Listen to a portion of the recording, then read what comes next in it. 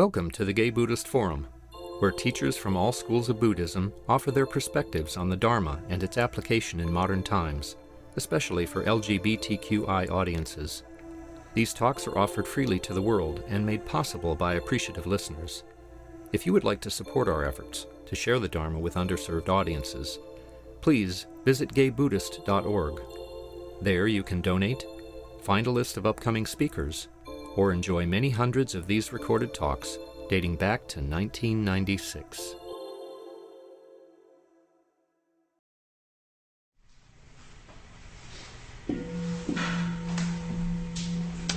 Okay, welcome back. It's our custom to go around the room and introduce ourselves. If you're new, let us know so we can welcome you. And my name is Grisha. I'm with Jeff. My name's Alex. Kenny. Tony. Jack. Bob. I'm Brad. Marcus. And online we have several friends: Melvin, our teacher, Michael, Bruce, Greg, Tom, Bernie, another Greg, Jeffrey, Joe, Don, Samuel, Steve, John, Jim, Frisco, Andres, and Gaitis. Welcome everyone. This week our teacher is Melvin Escobar. He is a core teacher at the East Bay Meditation Center, a licensed psychotherapist and certified yoga instructor. Melvin has worked the path of service for much of his life, drawing on his experiences as a queer man of color born and raised in Los Angeles, California. Having encountered the priceless wisdom embodied in Buddhism and yoga, he continues daily to learn the revolutionary potential of body-centered contemplative practices for personal and social healing. You can read his latest articles in Lion's Roar magazine, including, quote, "Loving Kindness, May All Beings Be Happy," and at his website, melvinescobar.com, if you'd like more information. So thank you, Melvin. I'll turn it over to you, and yeah, here we go. Yeah, thanks, Rachel. And thank you, everyone, for being here. I'm always humbled. One of the first ways I always approach practice is like, how could I be humble in this moment? Because that, I think, connects to the reality of like not knowing from moment to moment what will happen. In Zen Buddhism, they call it don't know mind. So I'm going to practice don't know mind with this brain fog that I'm experiencing. I would be there in person. I'm in Oakland right now, but I came down with COVID. I'm on like day 5 or 6. And thankfully, I seem to be getting through it. And I wasn't sure I would be here, and even on Zoom, but I connected with Jeff yesterday, and we were talking about, so Jeff is here, and the board president, for Gay Buddhist Fellowship. And we've known each other for years, and I called, these days it's like an email or a text or maybe like too much anxiety to make a phone call. And I thought, okay, Jeff and I are close enough, and I think speak for all of us. We're all in that generation where we still remember how to pick up a phone. And even though it might be a very heavy phone in a sense of how much it takes to reach out and connect, but I thought it was really important in terms of just this isolation that I've committed to, because obviously I don't want to get anyone else sick, but also the isolation that is endemic because of COVID, and then the isolation that's structural. And so Jeff and I, as we connected yesterday, talked about loneliness and how that might be a good topic to bring in today. And so we'll see where this goes. I'm already, as I slow down and look at, even though I usually, when I teach on Zoom, I'll ask people, just turn on your camera a little bit, and then just so I can see folks, and I can see folks in the room as well. And that just helps me feel more connected. Yeah, just taking care of yourself, I feel the incremental sort of like, oh, yeah, I'm not alone. And because that aloneness or that loneliness is, it's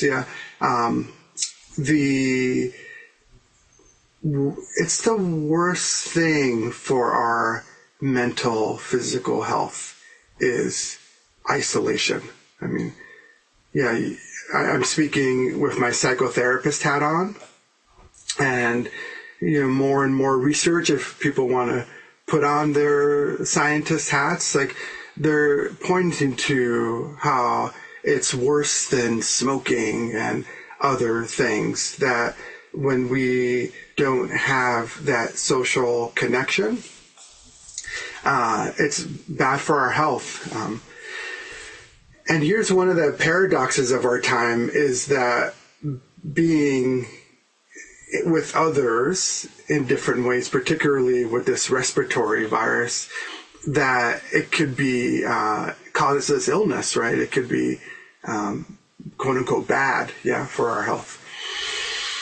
And yet last week I took the risk and I went to a beautiful birthday party for a friend. The birthday girl was turning 75 years old, and I'm still feeling the gratitude. So even in having this COVID virus, that even in that I wanted to hide in the shame of it, but I was able to push through and just let people know. And that's where text worked. I thought, I let people know, hey, can we talk, because,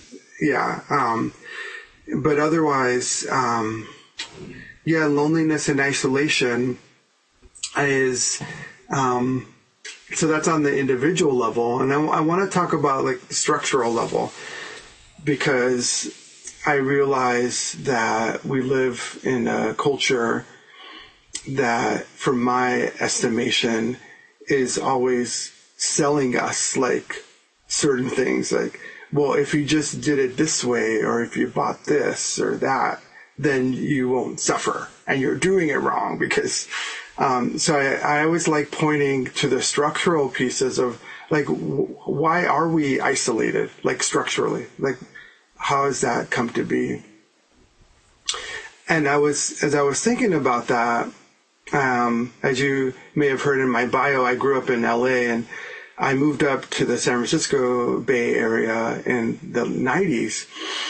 And I think a lot of us share this experience of, I had the idea that I would escape all the isolation of being a gay kid, all the fear of being cut off from my family. And in actuality, even though I didn't have that story that some of us may have of being kicked out, I was, right, we had to cut all these parts out of ourselves. We had to isolate aspects of ourselves, right, to be able to survive, in our family systems.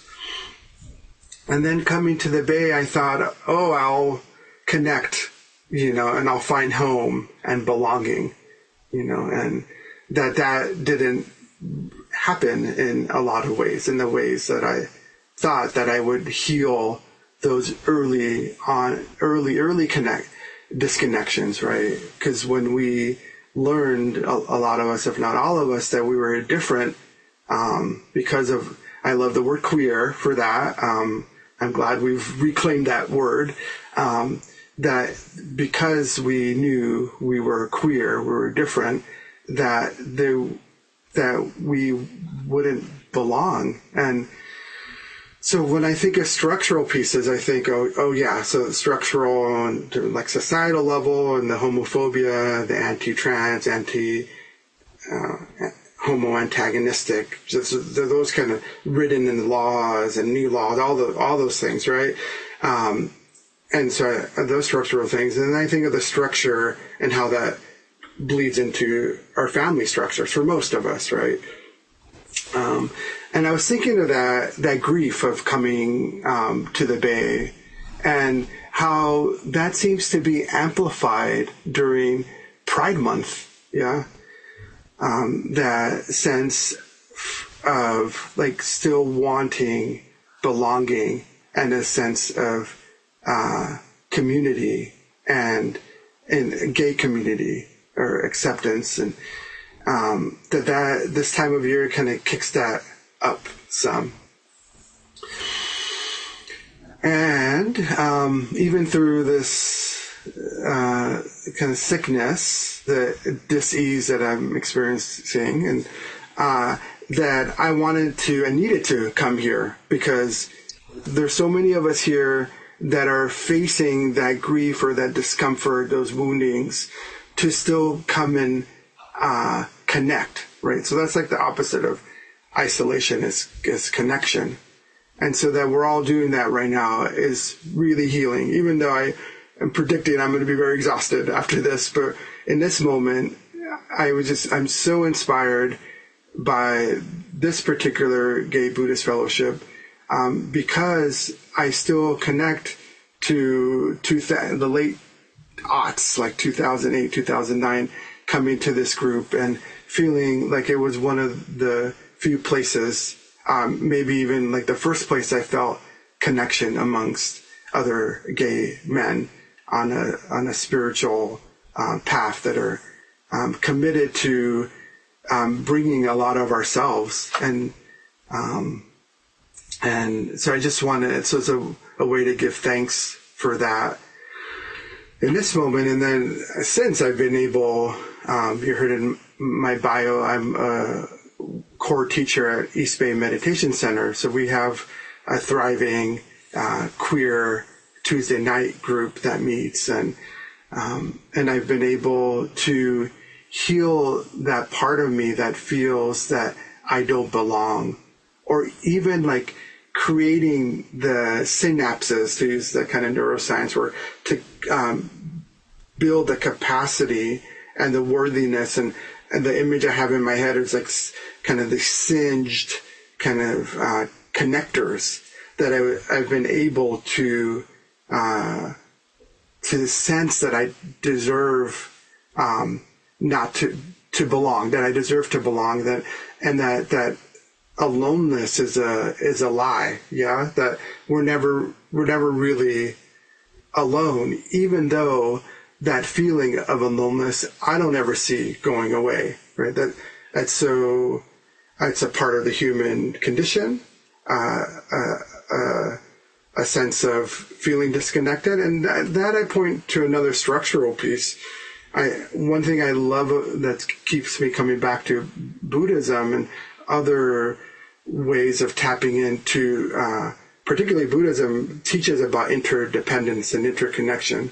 So that sense of like that when I connect to my own mind body, that even though structurally I have to work and I'm in my head all the time and doing these things and that emails and all, that I can, through my breath, it can be as simple and profound as that, through honoring whatever pleasant, unpleasant, neutral feelings I'm having, that no one's going to take that sense of connection I have to my whole self, from my tippy toes, the top of my head, and that in moments of having to be disconnected, yeah, for the different reasons, that I can still connect to, I have this technology of, on a deep level, of that I'm connected to myself, yeah. And through that, through knowing that there isn't anything inside of me that isn't out there, because I've seen enough of myself, even though, there's things we compartmentalize, and that's amazing and necessary, that there isn't anything out there that isn't in here. And that that knowing doesn't feel good all the time, but then it also heals that story, the fiction of separateness.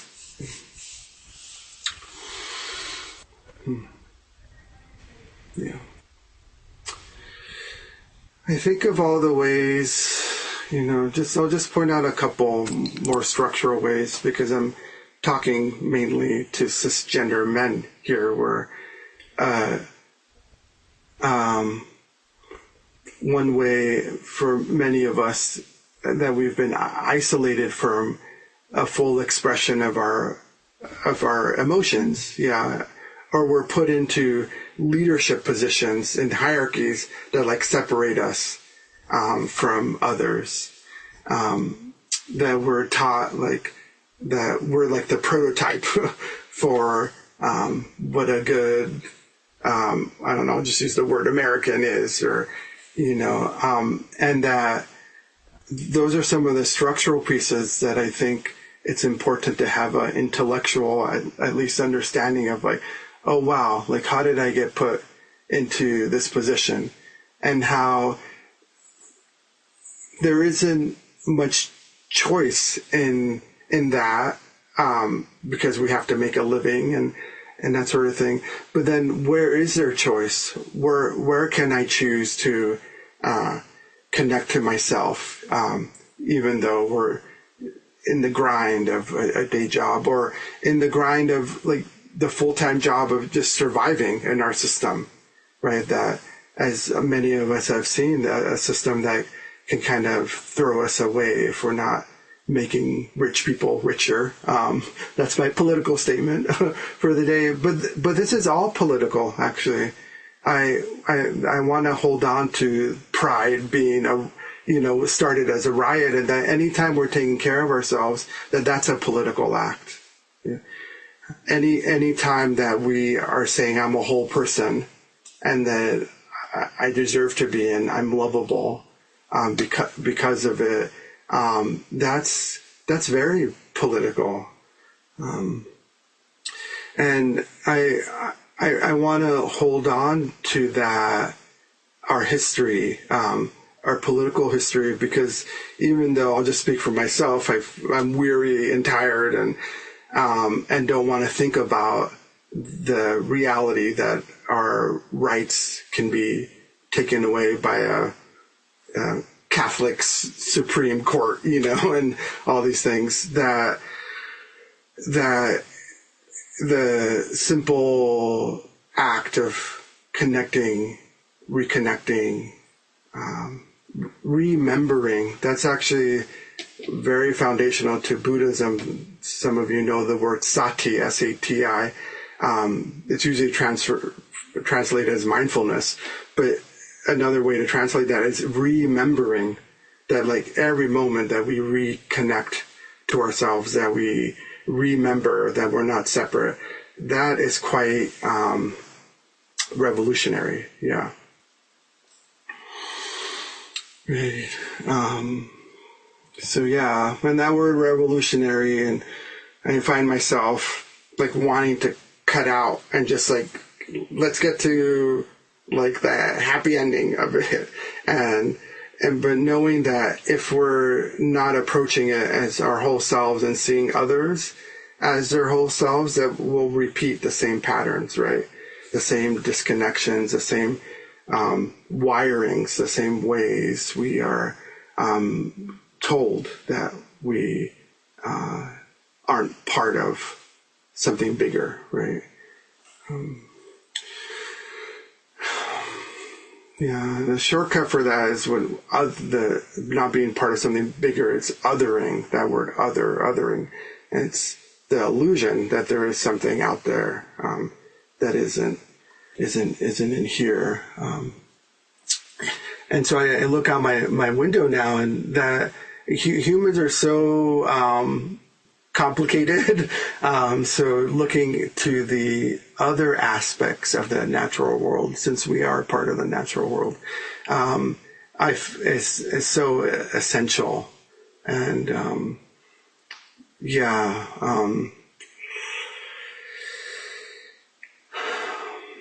so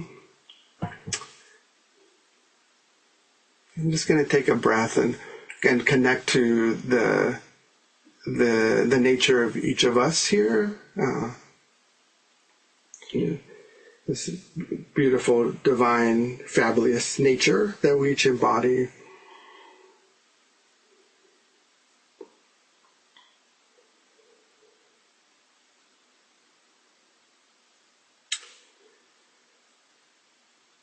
Yeah.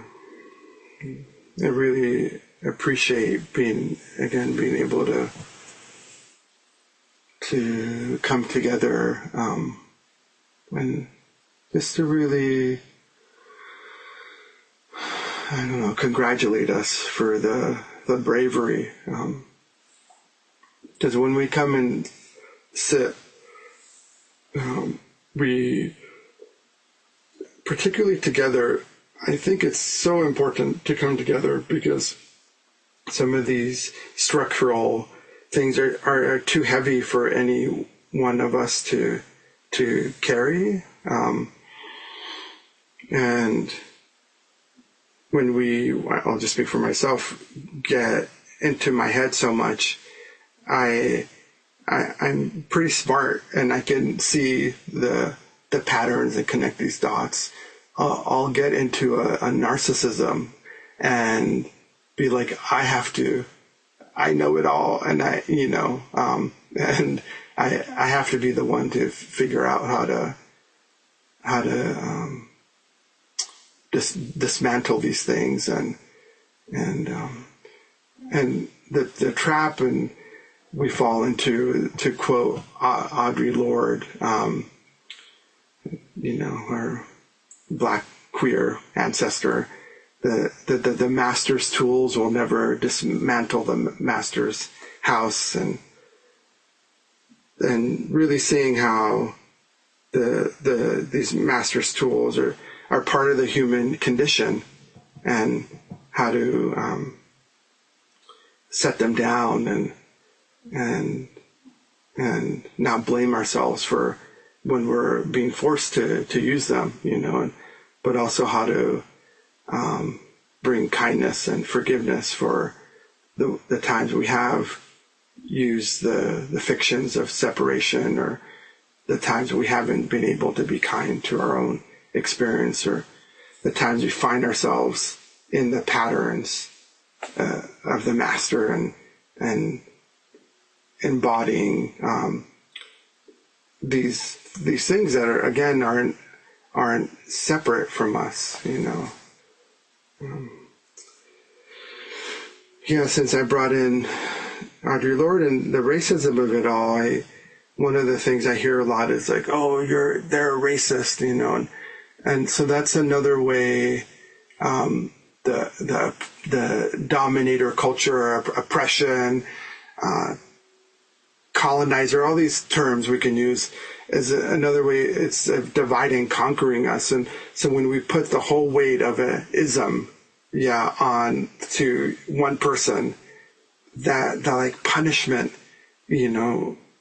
culture that's so endemic in the Western world, or particularly the US, like that punishment is like, oh my God, and so all that I've said is like not an invitation like to punish ourselves for the lifetimes we might spend disconnected from our own experience, right?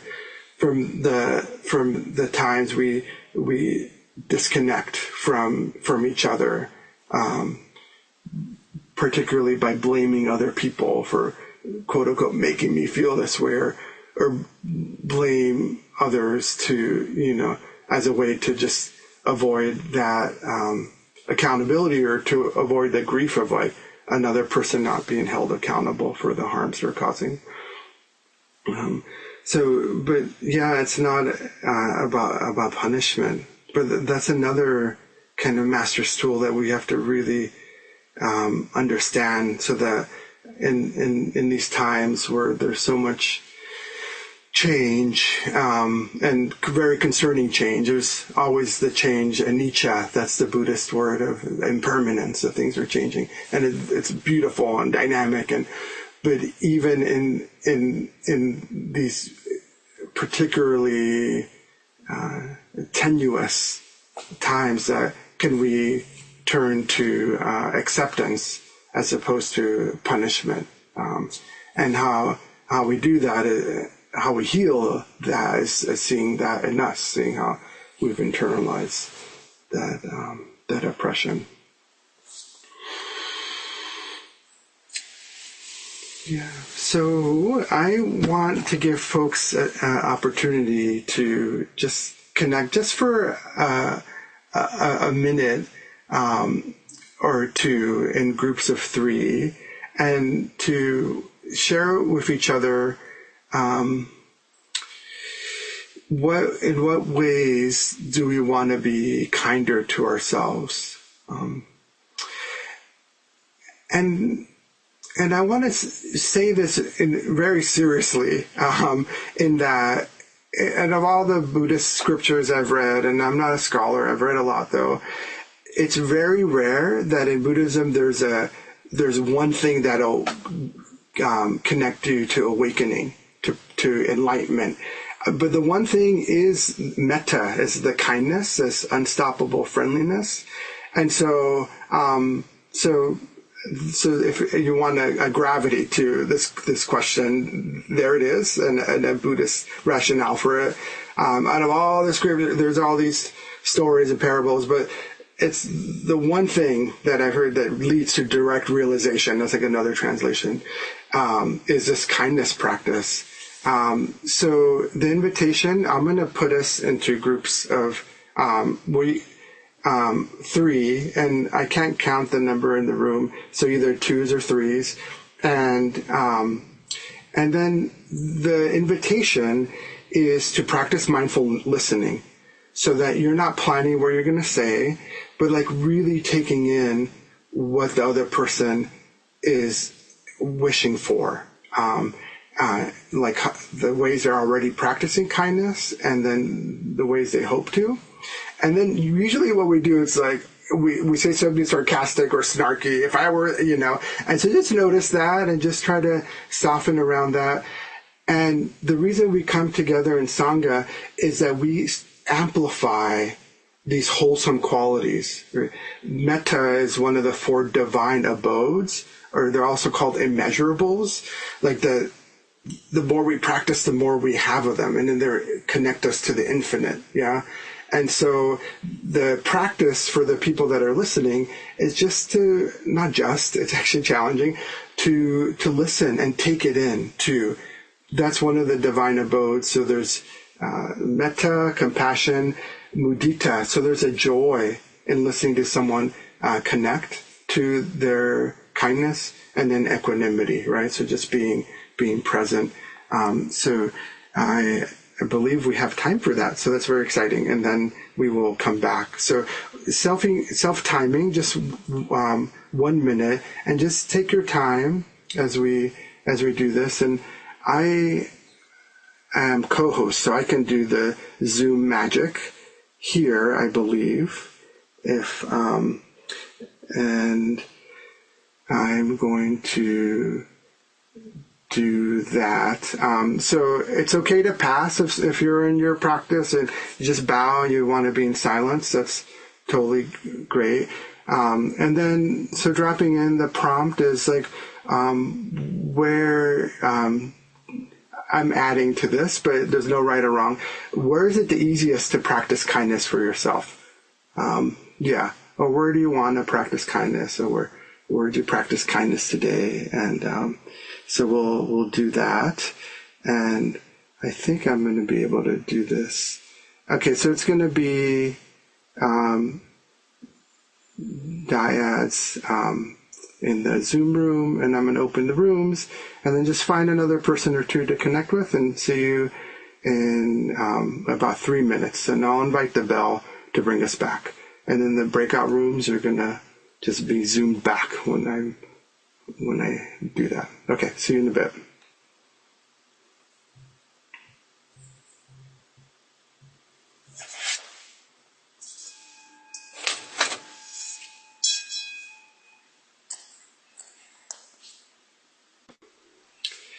So, wait. so we're just coming back, and even so in person, and this will happen in the breakout rooms. I hope there's so much more color in our skin after connecting. It's just really healing. Yeah. So I would love, we have like 10 minutes for Q&A. Yeah, Grisha? Yes,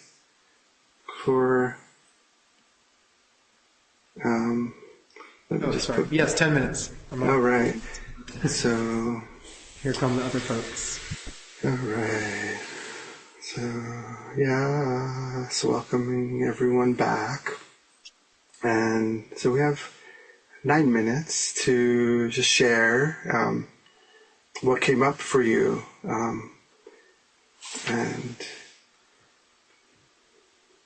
If anyone wanted to share any insights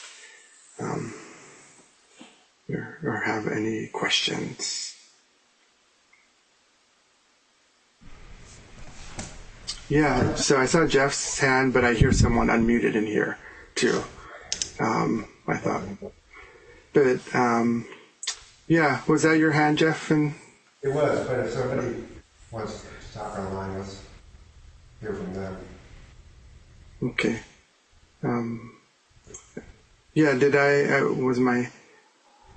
Okay. Michael, did you want to say something? Or John? Okay, Tom. Yes. There we go. Hey, Melvin, thank you for a great talk. I really liked what you said early on in the talk about Buddhist teachings on interconnectedness help us see that, isolation is a fiction.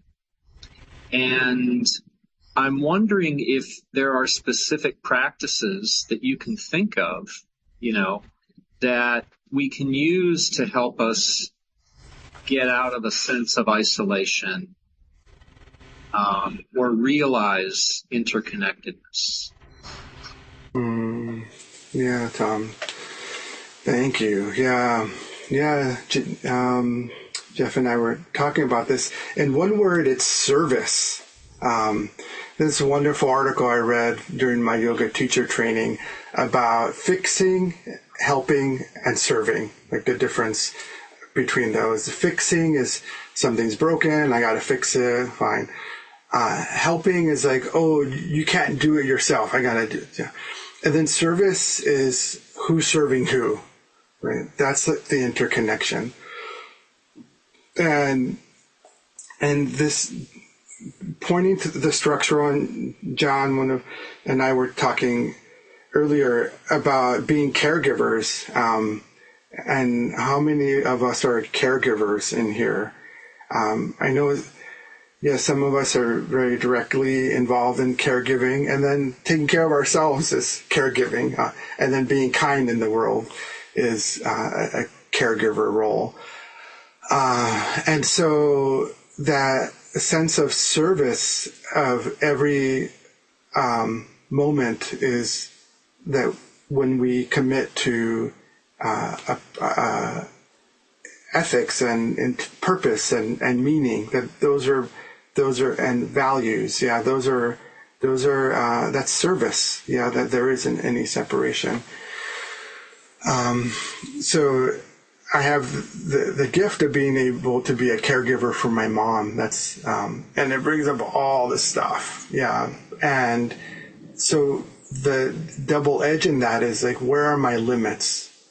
Because there's enough in Buddhist cosmology. There's a story of the Bodhisattva and different manifestations of someone who comes back again and again to be of service. And some of you have seen statues of Avalokitesvara is the name of the deity that has 1,000 hands with like 1,000 eyes in each hand, and that's how much we need to be able to touch and witness all the suffering in the world.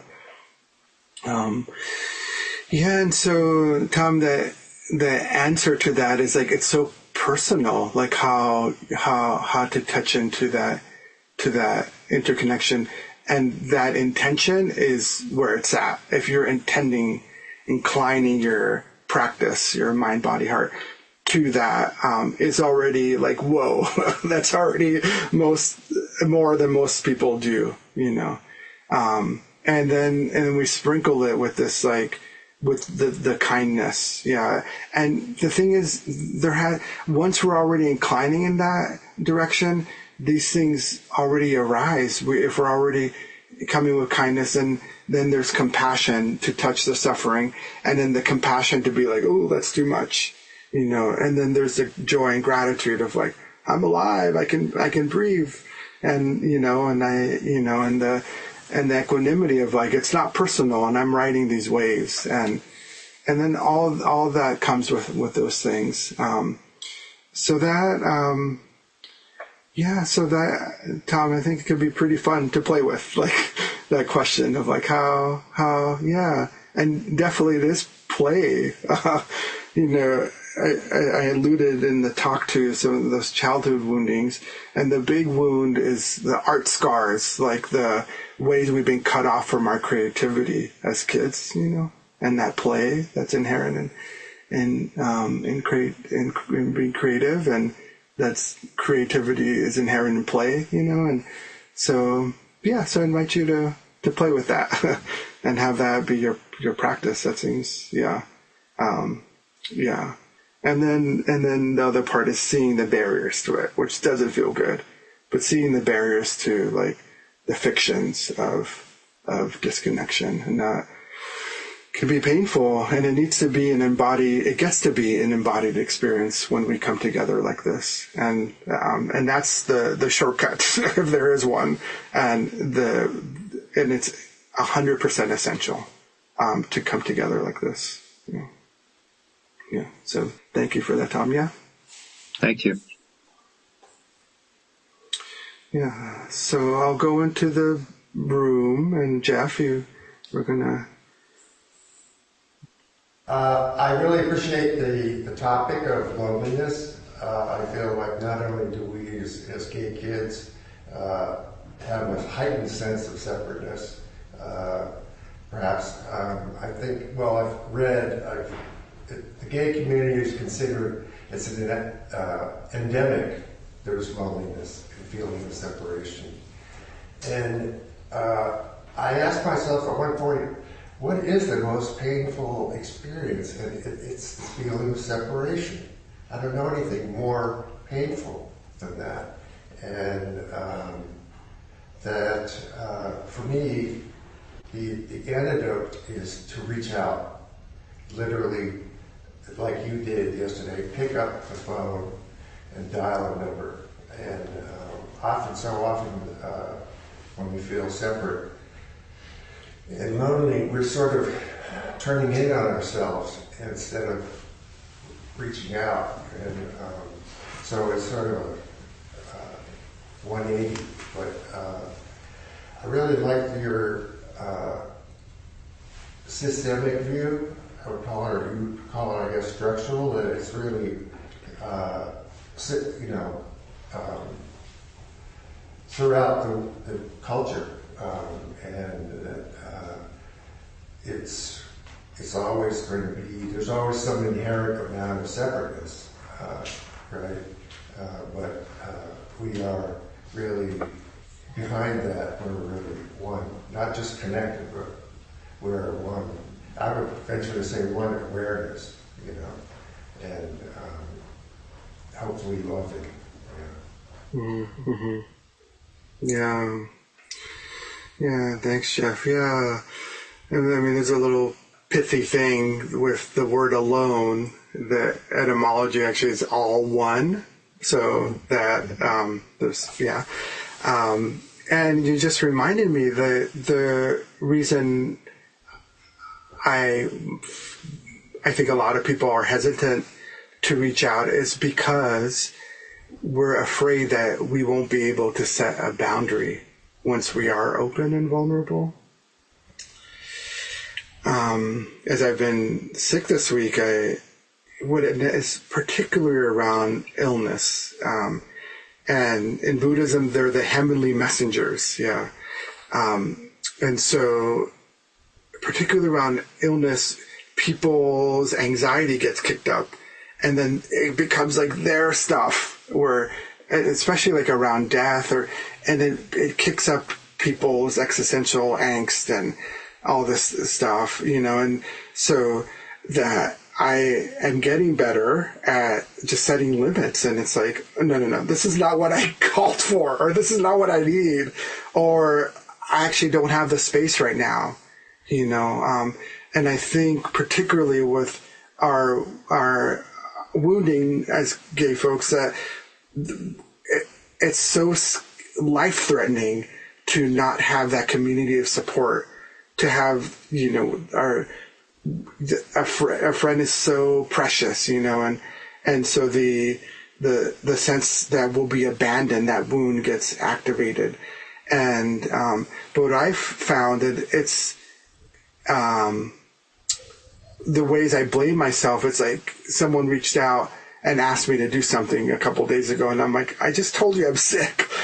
And then where I took it personally, where it was like, oh, it's all those times that I wasn't setting the limit. And it's like, no, I get to practice again, saying no, or saying I can't, and that in that conflict, in that tension, either it's something new wanting to happen. And so is it a deepening of the friendship, or is it just very clear, like something new is going to happen on their end? They might think twice. And I've set some really firm boundaries in this last week, and it feels terrible. It activates that I'm going to be alone forever, and that kind of the stuff we've been talking about. And yet someone's going to come at me now with like just more awareness, And if they can, then that's generally not the friend. That's not a friend, right? People, the whole of the holy life, the Buddha was said to have said, is spiritual friendship. Yeah. And so that I really need people that are committed to wanting to be of service. Yeah. And seeing our interdependence. So again, just to repeat the point I made, it's like we don't open up because we're afraid that we'll get hurt and that we won't be able to say no. And that's, period. And so practice with that. It's really counterintuitive in some ways. Okay. I realize we're at the time. So we're a deep bow to all of us for showing up for ourselves, each other, and so we we'll keep the conversation going.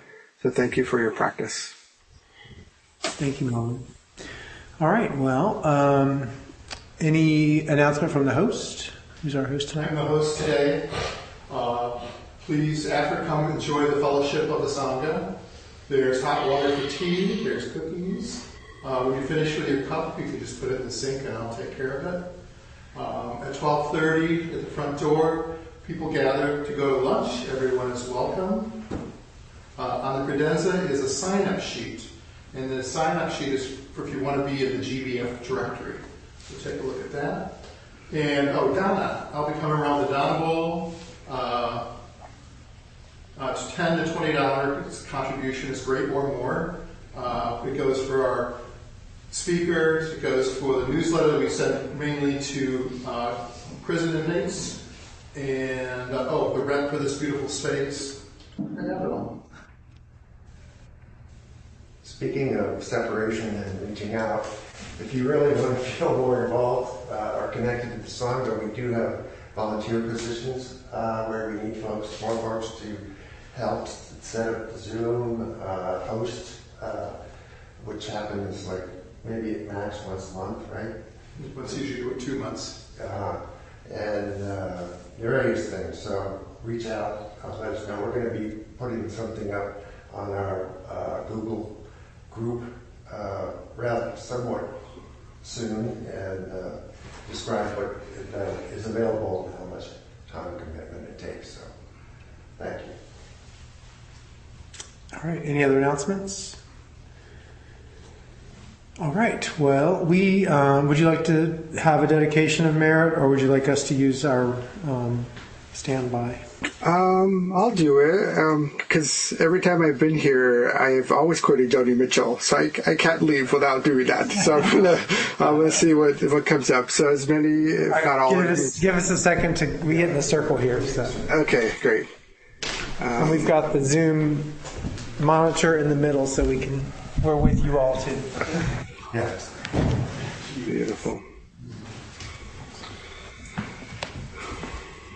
Okay, we're joined up.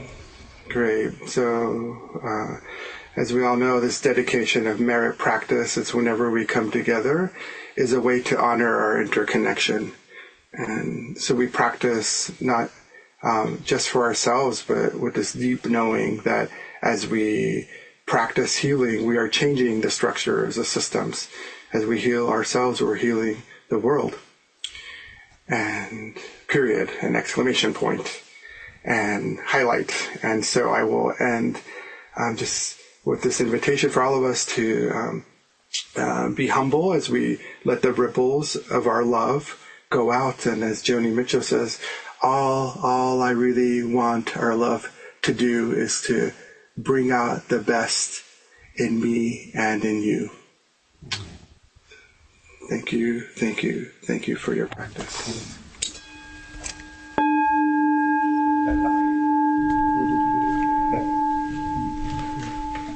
Thank you for the Joni Mitchell quote. All right.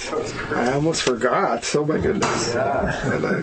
Just the Rolodex of my... I'll leave the Zoom room open so you guys can chat, and I'll mute our loudness. Thanks again, Melvin. Great talk. Thanks for weathering through. Thanks. Yeah, I'm probably going to have lunch and take a nap. Good idea. Good idea. Yeah. All right. Many blessings to you, my friend. Okay. Thank you. Thank you. And until next time.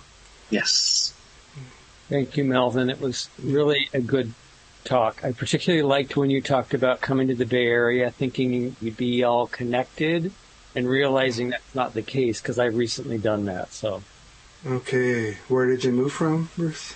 Well, I was born in Berkeley. I grew up in the Bay Area. I moved away for college for 30 years, and I've come back, and my family's here. But coming back as an older gay man, I don't know if that makes a difference or not, but it's that feeling of, I don't fit in here the way I thought I would, or I'm not so embraced, or, you know what I'm saying? I think that's what I heard you say. Mm-hmm.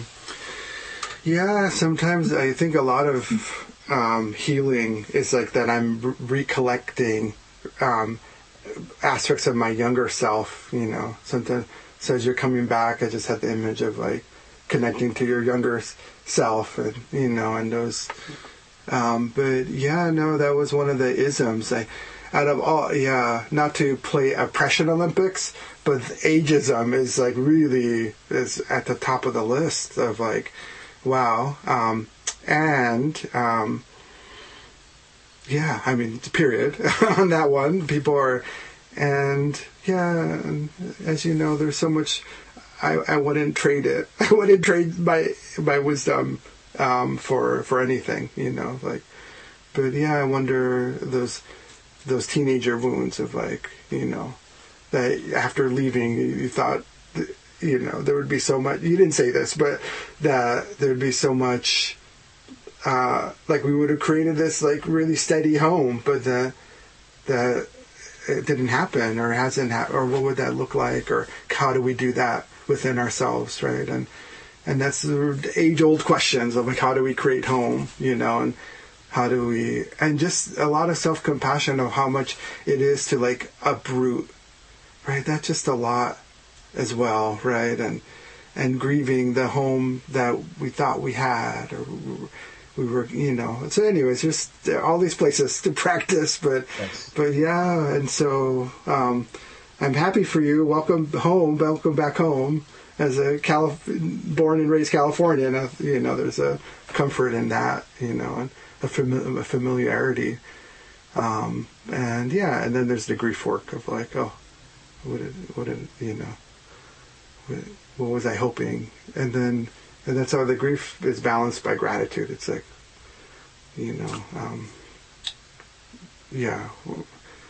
And so, Tom anyways, said I can watch some of your talks in the archive, so I think I'll look for some. Oh, okay. Yeah. Those were, they're there somewhere. Yeah.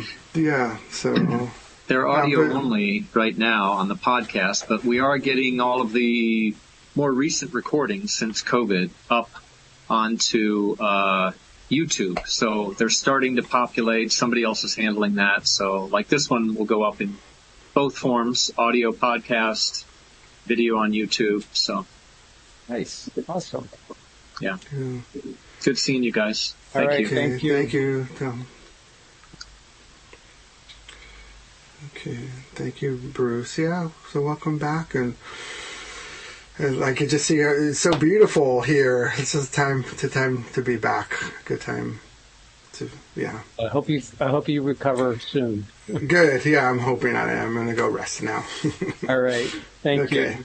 All right. See ya. Bye. Thank you for listening to the Gay Buddhist Forum. If you would like to hear several new talks per month and be notified of upcoming speakers so you can participate live, please subscribe to this podcast, like us on Facebook, and join our mailing list by visiting gaybuddhist.org.